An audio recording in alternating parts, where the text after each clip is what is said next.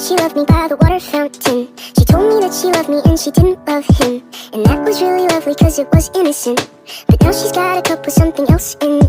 It's getting kinda blurry at 10:15, and he was in a hurry to be touching her skin. She's feeling kinda dirty when she's dancing with him, forgetting what she told me by the water fountain. Now he's grabbing her hips and pulling her in, kissing her lips and whispering in her ear, and she knows that she shouldn't listen, and that she should be with me by the water fountain. She couldn't be at home in the nighttime because it made her feel alone, but at that time she was too young. I was too young.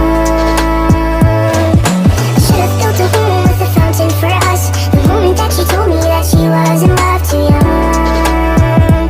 I was too young. Too young. Too young. Too young.